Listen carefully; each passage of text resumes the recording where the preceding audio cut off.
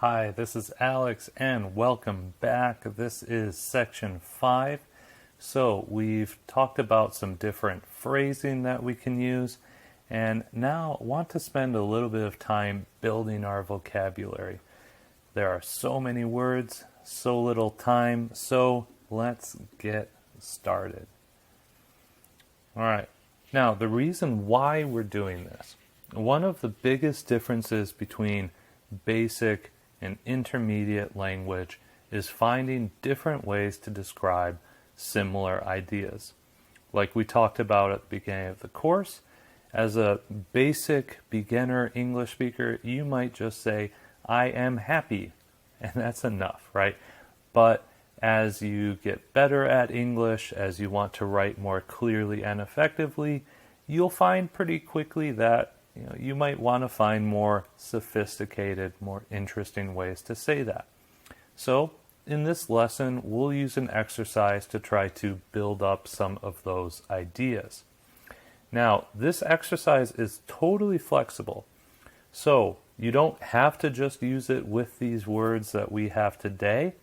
You can reuse it in the future to challenge yourself to find new, interesting ways to build upon ideas that you already know. So let's take a look to see exactly what I mean. Like I said, when we first learn English, we try to describe basic emotions. These are some of the first phrases that we ever learn in a language. Now, I learned something interesting while I was looking this up. Apparently, psychology says we have 6 basic emotions. Happy, angry, sad, surprised, scared, and disgusted.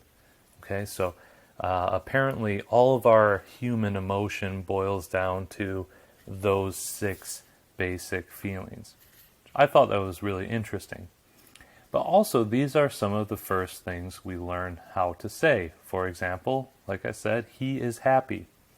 So let's try to find some more specific words, some more poetic, sophisticated, fascinating words to describe these same ideas. So, I want you to take a few minutes and I want you to go down this list, and for each word, I want you to try to think of as many related words as you can. Okay, so how many other words can you think of that are related to happy? Okay, what are other ways you could say, I am happy? All right, then do the same thing with angry, sad, surprised, etc. until you're done with the list. Okay, take a few minutes to do that, and I challenge you to try to think of the words yourself first before looking up anything online.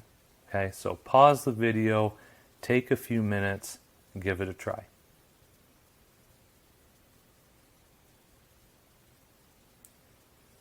Okay, let's move on. All right, I hope that was good. I hope that wasn't too taxing for you, wasn't too challenging. So, now that we're done, here's what I want you to do. I want you to search for an online thesaurus.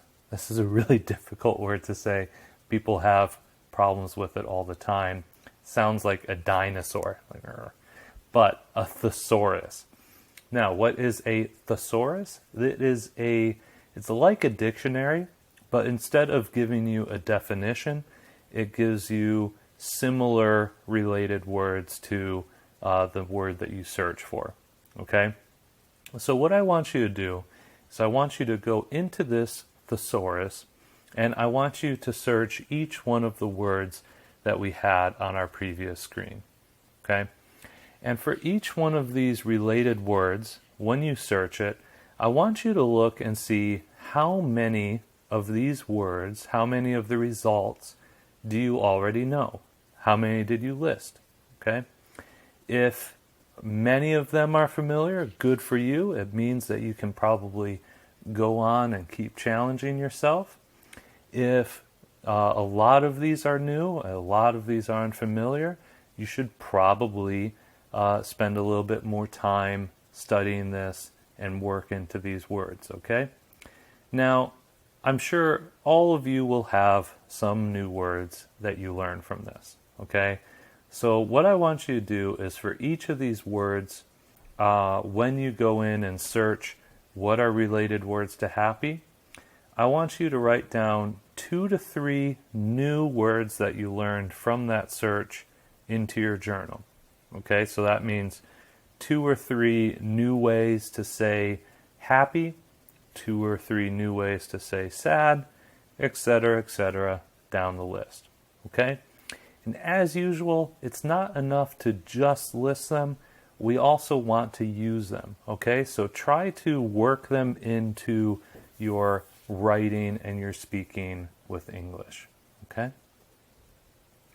Now, I did this activity myself, and here are some things that I came up with, some related words for each of these basic emotions. So, number 1 with happy, could also say I am thrilled, I'm excited, I'm ecstatic. Okay, I love coming up with these words. This is fun. Number 2, sad, I could say I'm depressed. When I was a teenager, I would always say I'm bummed out. This is very informal, by the way. You could also say I'm crestfallen.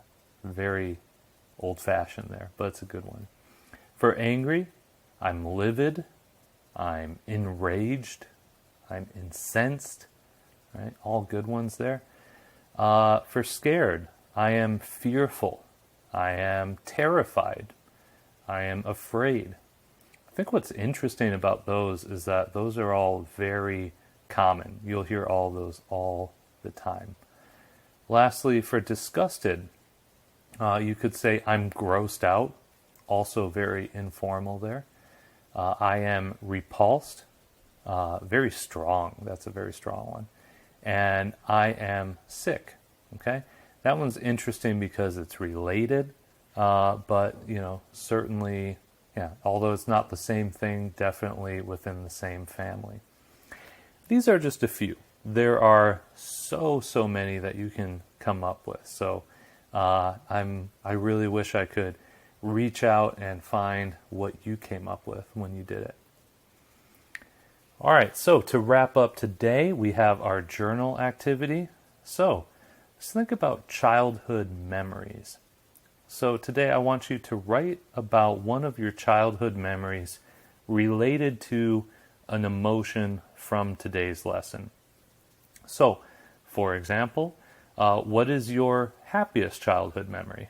Or maybe you can think of a time when you were excited or scared or disgusted. Now, keep in mind you don't have to share this with anyone, so, don't worry about that. Okay, this is just for you to practice. But the important thing, try to use some of the new words that you learned today to describe what happened. Okay, go beyond just saying I was happy or I was sad. Try to really find some new exciting words to use to describe the same emotions. Okay?